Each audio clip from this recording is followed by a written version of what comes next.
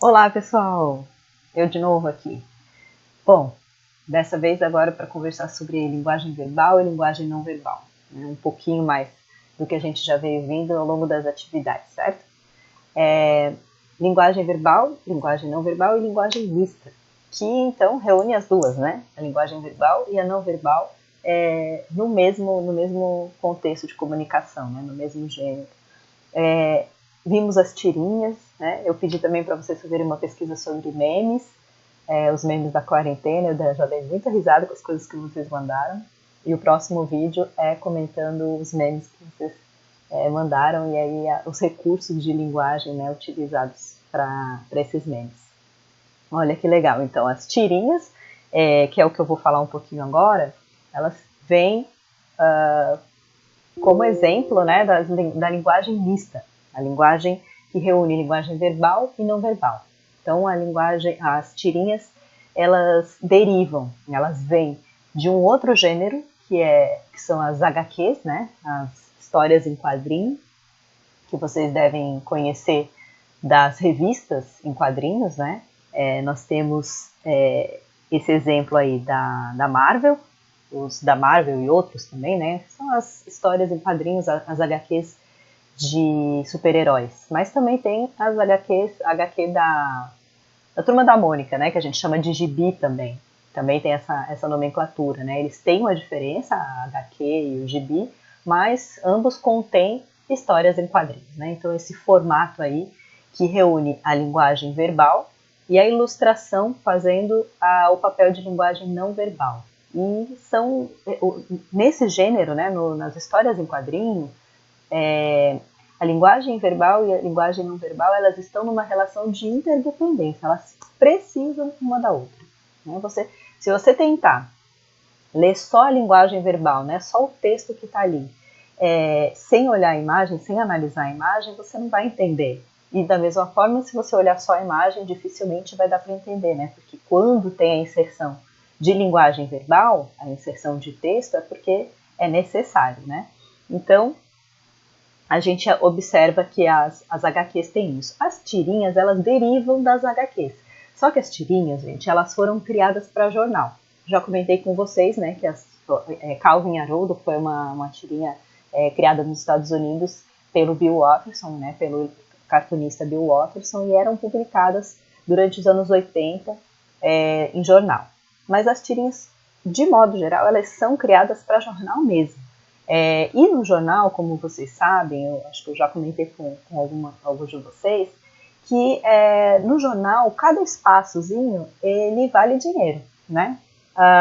Os anúncios, né, as matérias, tudo que tem no jornal, principalmente quando ele ainda era jornal impresso, né? Hoje a gente lê muito jornal online, mas ainda assim também tem essa questão dos espaços, mas no jornal impresso, cada pedacinho do papel vale dinheiro, vale recurso. Então, as tirinhas, apesar de ter esse papel aí de entretenimento mesmo, né?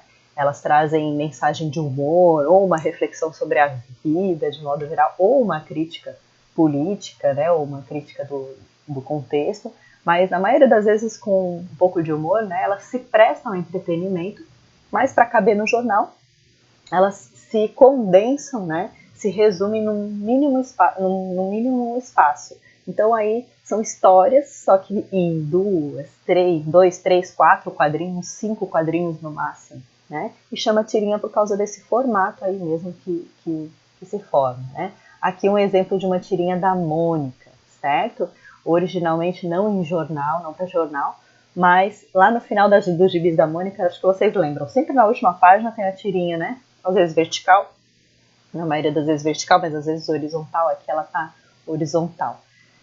Bom, então as tirinhas, pelo que se sabe de estudos, né, elas começaram nos jornais norte-americanos, nos Estados Unidos, mas aí se difundem e até hoje migraram, né, já não estão mais só no jornal impresso, mas já estão na internet, certo? E aqui um exemplo, né, nós temos uma tirinha da Mônica que tem humor, né, tem o viés do humor. E vejam a importância da ilustração, né?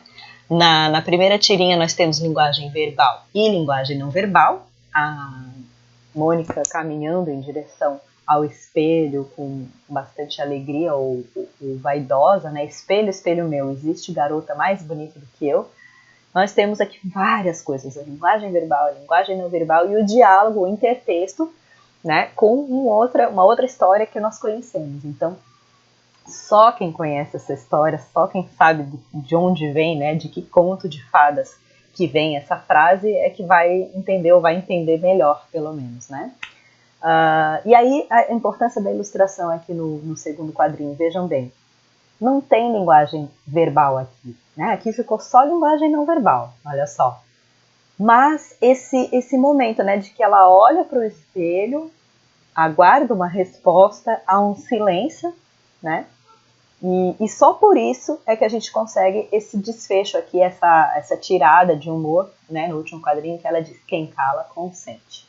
Como que a gente sabe que o espelho calou? Por causa desse quadrinho aqui do meio, que não tem linguagem verbal.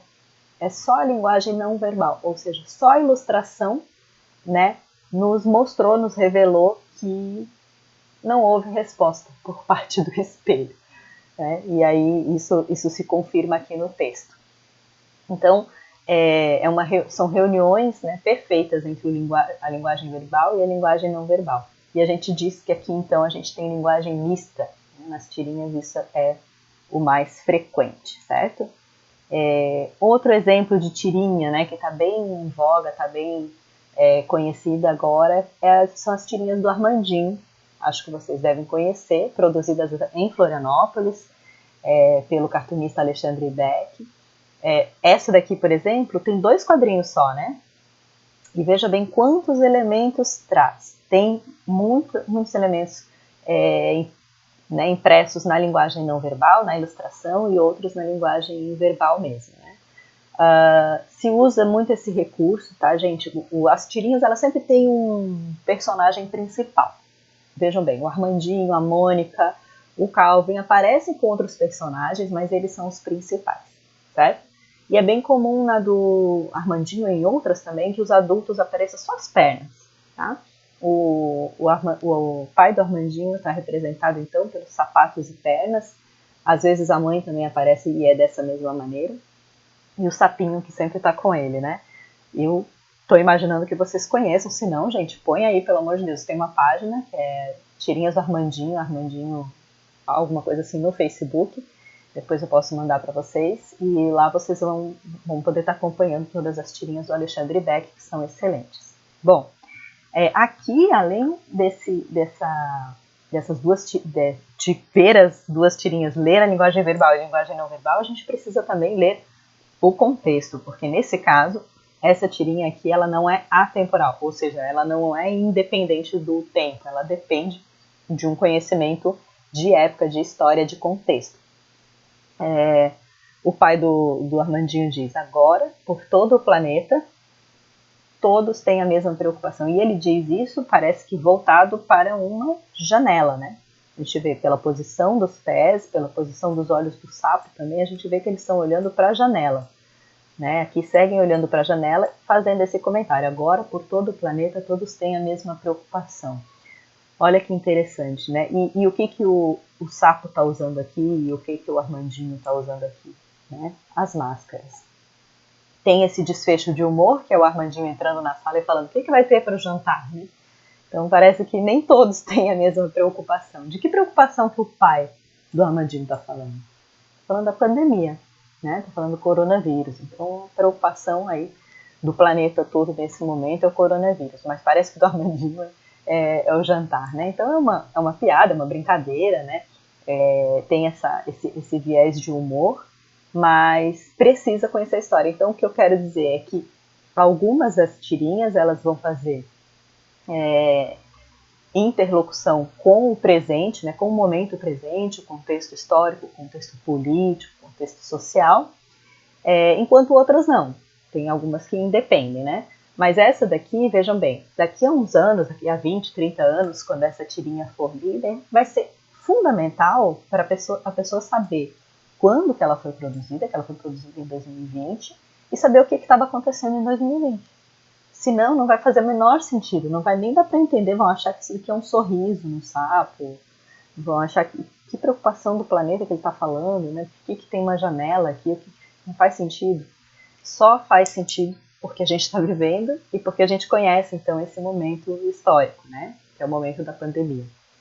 Então, as tirinhas têm essa função também, têm esse recurso, né? Outras são atemporais. É o caso das tirinhas de Calvin e Haroldo. As tirinhas do Calvin e Haroldo, eu não conheço nenhuma que tenha um vínculo muito direto com o momento histórico. Elas, na maioria das vezes, são atemporais, ou seja, elas independem do tempo e trazem reflexões que são para a vida e que são atemporais, ou seja, servem para qualquer momento. A gente está lendo tirinhas que foram produzidas nos anos 80 e a gente consegue encaixá-las perfeitamente no nosso momento atual, né? Essa tirinha aqui, alguns de vocês talvez já conheçam, também ela tem uma unidade de sentido em 4 quadrinhos, tá, gente? Ela começa e termina. Esse é o poder de síntese que eu acho que eu estava querendo dizer antes, né? Um poder de sintetizar, de resumir toda uma história em 2, 3, 4 quadrinhos, né?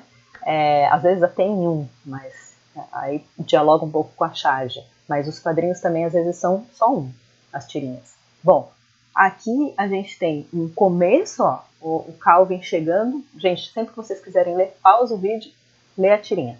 É até melhor. Pausa o vídeo, lê a tirinha, depois escuta o meu comentário, né? O Calvin tá chegando com uma caixa de ovos, né? O Haroldo já pergunta, vai fazer malabarismo com ovos? Ele chega com uma caixa de ovos, fala que a brincadeira que ele vai fazer, o malabarismo com ovos, é uma metáfora da vida, uma metáfora para a vida, né?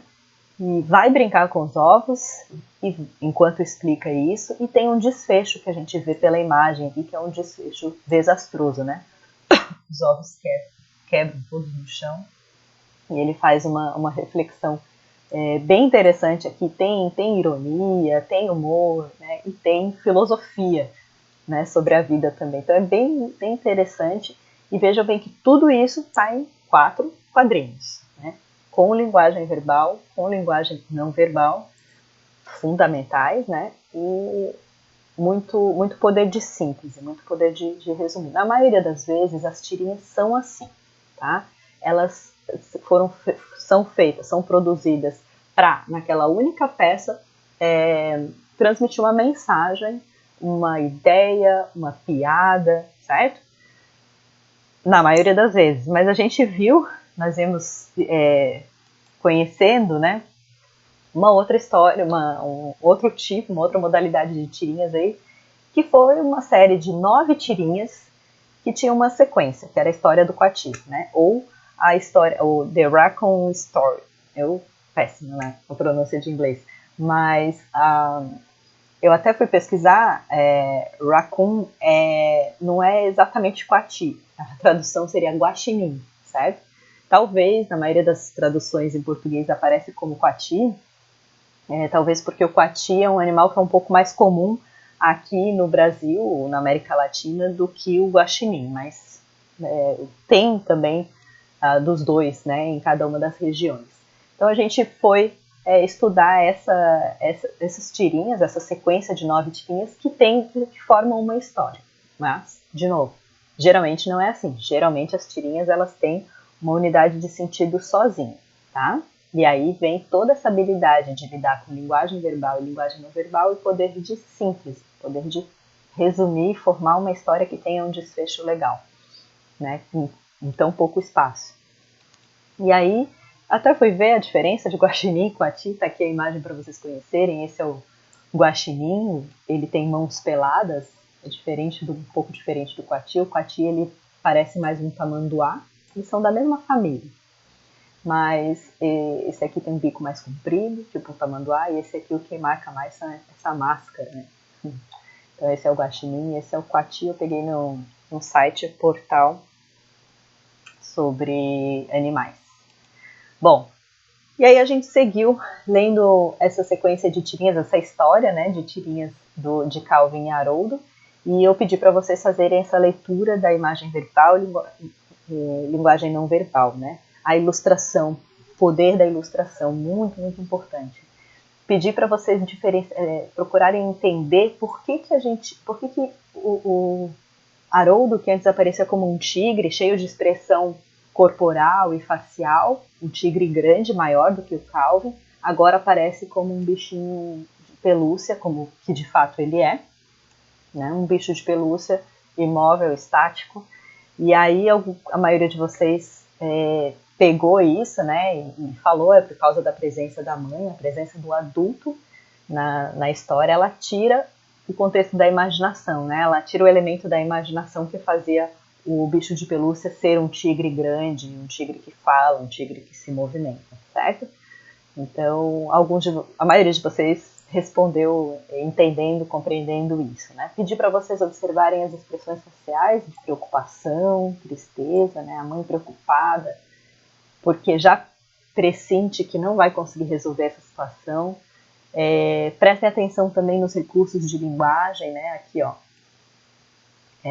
o uso das reticências, né? Porque ela está refletindo, ela está fazendo uma reflexão, ela está pensando, né? E não está com o pensamento completo. Então, e também essa tiradinha aí que ela faz, né? De dizer, poxa, você vê que eu tô chateada quando eu começo a conversar com um bicho de pelúcia, né? Até pedir para vocês pensarem sobre isso, se vocês também costumam conversar com seres inanimados, quando estão sozinhos, ou se conversam com seus pets, com seus bichos dentro de casa, né? Mas aqui a reflexão é essa, que às vezes, no momento de introspecção, de reflexão ou de chateação, né, de tristeza, as pessoas acabam falando com elas mesmas, mas dialogando com um objeto, né, dialogando com um objeto inanimado.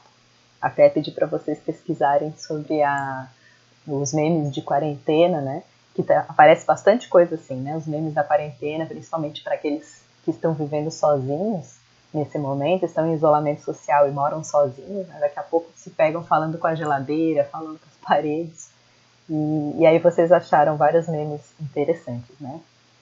Gente, o resto das tirinhas, a sequência de tirinhas, segue aqui. Vou deixar nesse vídeo para vocês, é só tirar o som da minha voz para vocês seguirem lendo, né? Porque agora, apesar de eu já ter mandado nas outras semanas como atividade, agora estão todos reunidos aqui. Estão todas as tirinhas reunidas aqui, né? Então, vejam bem, a linguagem é tão expressiva, né?